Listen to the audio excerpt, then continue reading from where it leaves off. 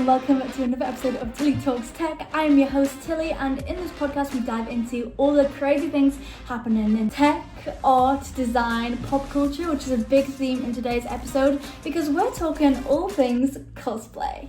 Let's get real, cosplay has a huge fan base and it can be super fun to bring your favourite characters to life. But what makes it even more exciting these days is how technology is taking it to the next level. We're not just talking wigs and face paint anymore, we're talking programmable lights, moving wings, 3D printed armour, and even bionic prosthetics that double as costume pieces. It's where creativity meets engineering, and honestly, it's where the future of fandom is being built. Literally. As someone who wears bionic arms every day, I've seen firsthand how technology can really empower you. It can transform how you express yourself and even become an extension of your identity. In cosplay, that gets amplified. Your prosthetic becomes your power-up and your tool becomes your superpower. We are at that level, guys. And I've got an amazing guest joining me, someone who's pushing the boundaries of what cosplay can be with tech-infused costumes and prosthetics that belong in a sci-fi movie. It's at the Bionic Armory, Trace Wilson. Let's get into it. Welcome to the podcast, Trace. Thank you so much for making time. So if you want, you can give a little introduction to yourself because I feel like you'll do it better than me anyway. Who are you? What do you do? Why are you the coolest person ever?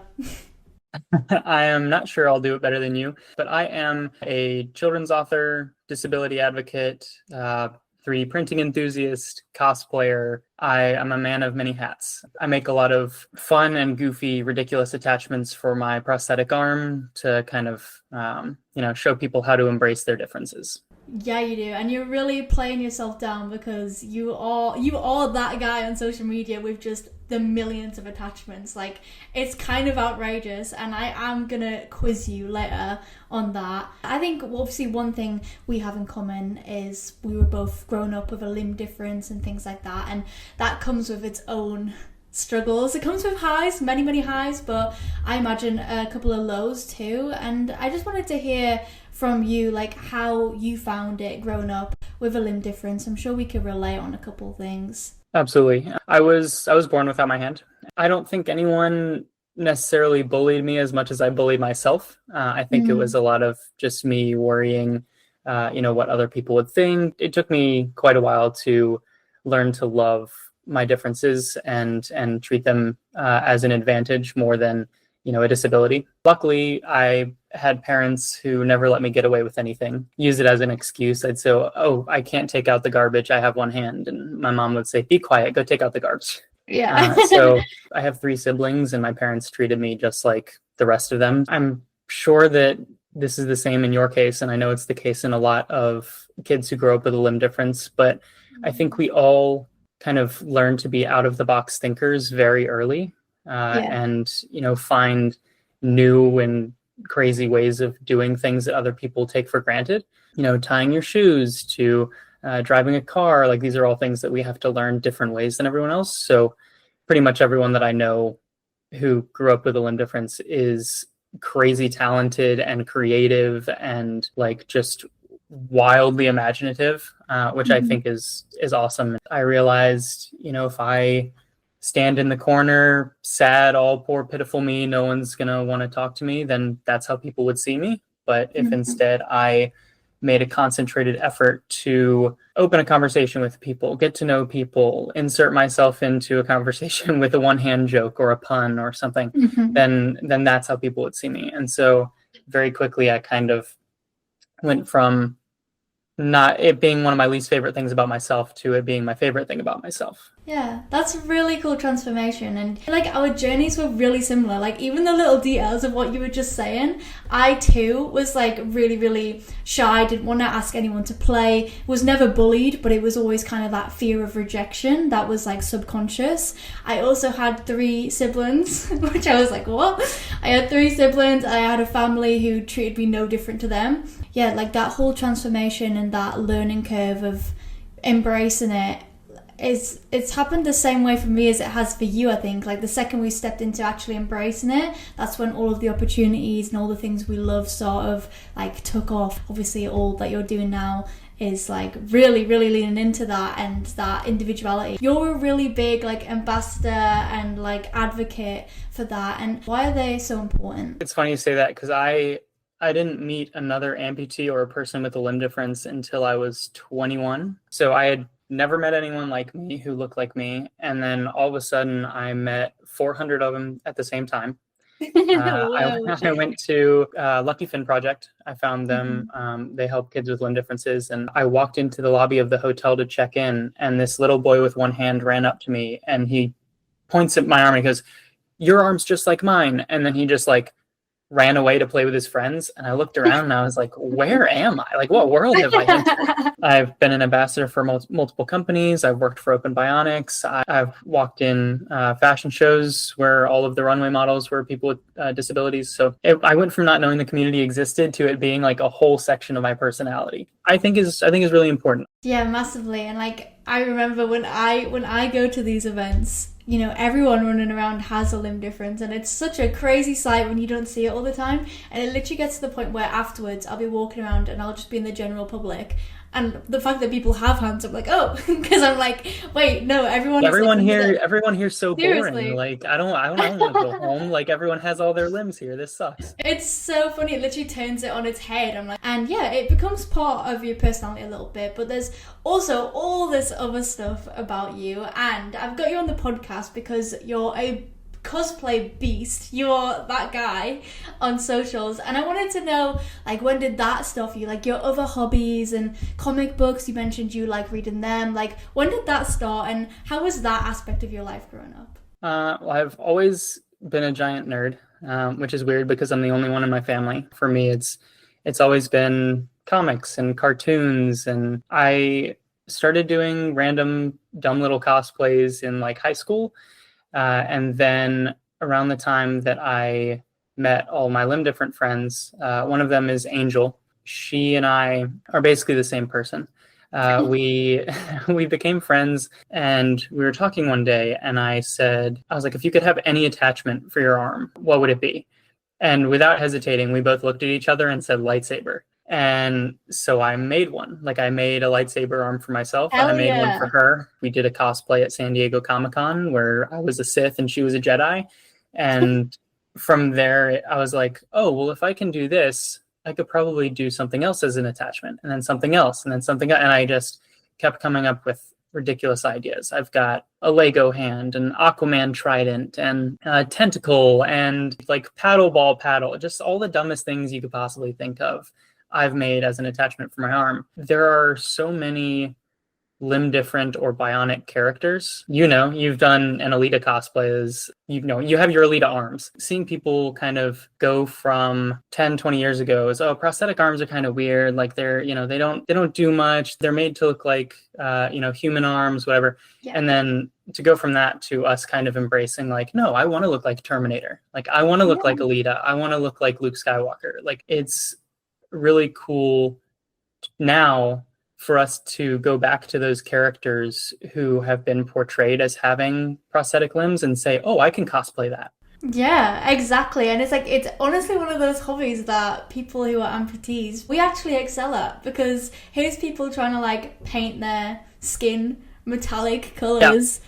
And here we are just stick the arm on. Like, I feel like it's one of those things where it actually becomes like people envy that, especially in like the cosplay, costume, Comic-Con sort of space. Have you found that? I know how many people I get who are like, you know, sometimes we have to take a step back because they're like, oh my God, I'm so ready to like cut my arm off and do what you do. But it's because you make it look so cool. But do you get much of that? I get so many of those comments. I'm getting plenty of those comments right now on multiple videos or whatever. I open TikTok or Instagram. People are like, well, time to cut my arm off. And I'm like, no, don't do that. Like, don't do that. That's not the lesson. That's not the lesson you're supposed to take away from my cosplay.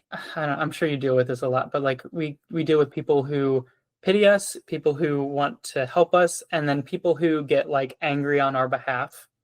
Yeah. Like upset on our behalf. Like I make one-hand jokes and puns constantly. My personality is essentially if you gave a limb difference to like Chandler Bing or like or Schmidt from New Girl or Jeff Winger from Community. Like I am basically just a bunch of sitcom sarcastic jerks all rolled into one. And I have the benefit of using one-hand jokes. I have an ongoing bet with all of my close friends. If you can legitimately offend me with a one-hand joke, I will give you $1. No one has ever gotten no one has ever gotten the dollar, and I have added so many jokes to my repertoire. Yeah.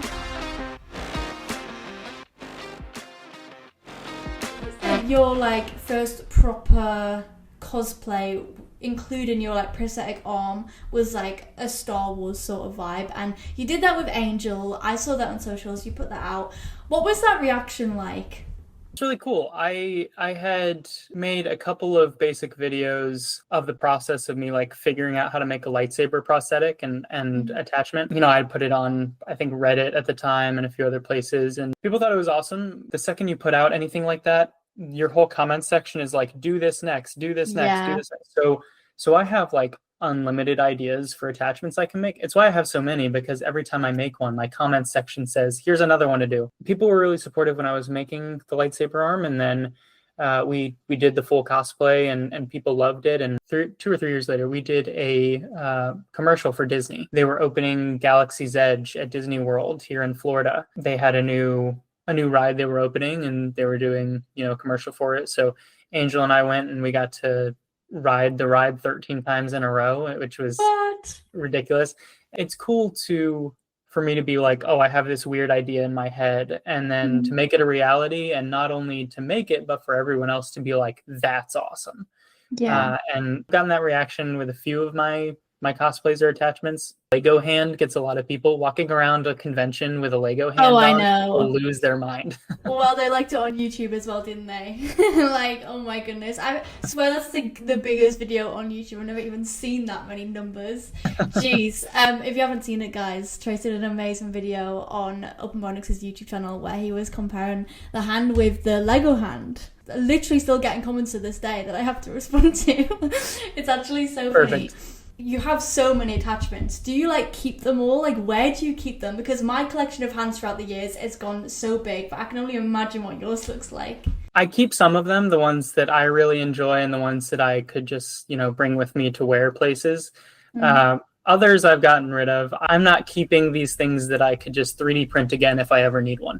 That's true. I did toss a bunch of them. In addition to the actual attachments, I do arm covers as well. So I keep all those, and I've gotten a lot of my arm covers like signed by actors and stuff at cons. That's my new thing that I'm doing. Is I made a Nuka-Cola arm cover from Fallout, and I had Ella Purnell sign it. Have an Ahsoka arm from Star Wars, and I had both Ashley Eckstein and Rosario Dawson both signed it, so both Ahsokas have signed it. And you know, I have a Doctor Who TARDIS arm cover that I have like 6 signatures on now, and I'm oh my goodness, trying to get all the doctors and companions to sign it. Some of them I really care about, and you know, they took me a long time to make, and they were a passion project. So those I keep. But some of them, like I had like a ball in the cup attachment, like just little dumb toys that I made as attachments. Yeah. This is going in the trash right after I filmed this video. Oh, that's so funny. But yeah, I just have a couple quick fire questions for you then. You've done so many looks throughout the years, and this might be a really, really hard one. But give me like top 3 craziest cosplays of all time. Ooh. Or attachment. I'll let you do attachment too. Okay, so as far as cosplays go, I'm really proud of my Edward Elric cosplay from Full Metal Alchemist. That arm took my buddy Kev a while to 3D model for me. It took me a while to print it and get it working just right. It took my buddy Dan a while to paint it and make it chrome. Like it was... Got a whole team on this thing. Yeah, it was a passion project for all of us working on the arm. And then, you know, the wig and the jacket and setting up photo shoots, and it was just a really cool thing to do. I really like the Resand cosplay I did recently, the one with the wings. I just finished Akatar. I actually just finished it. Boy. Oh, that could be a whole episode in itself. Yeah. So you understand the hype now. So the Resand cover is definitely one of my favorites that I've done. In A Court of Thorns and Roses, Rhys has shadow powers, and you know, there are points in the books where he kind of half transforms, and so you know, shadows crawl up his arm, and It's described as kind of rippling between scales or feathers and just shadow twined all over his arm. I can't take credit for the cover itself. That was actually 3D modeled and designed by my buddy Kev, also known as Vec 3D. He is actually the one behind a lot of my arm covers, my Edward Elric arm, a lot of the designs that I've done. He is responsible for doing a lot of the 3D modeling work for those. He did some amazing work really getting the look of the smoke or shadow traveling up the arm.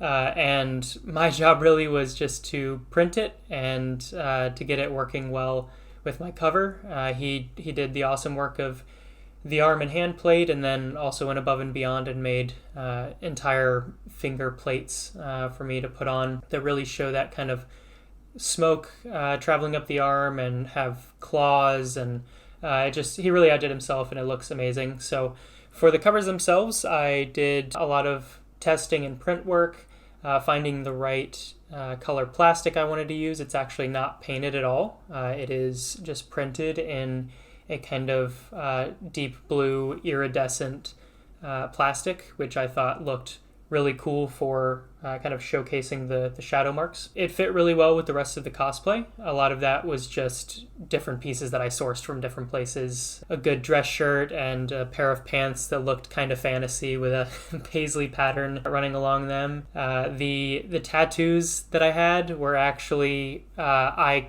cut those using adhesive vinyl with a Cricut, and just kind of placed them over my skin. The ears were fun. I got those from a costume shop, and it was my first time applying prosthetic ears to make myself look more fey. And then got lucky. I found this really nice pair of wings created by a seller on Etsy who does an amazing job on their wings, and I thought they really worked well for the cosplay.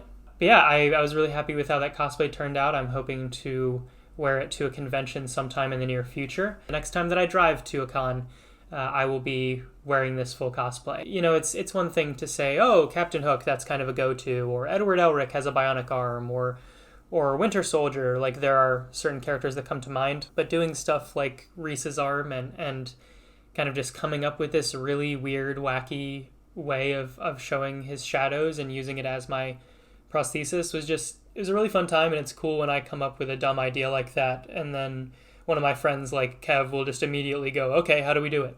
As far as arm attachments, I'm trying to think of like looking around my room at my arm attachments, or like at some goofy things. My latest thing is making them spin, like really, really dumb, like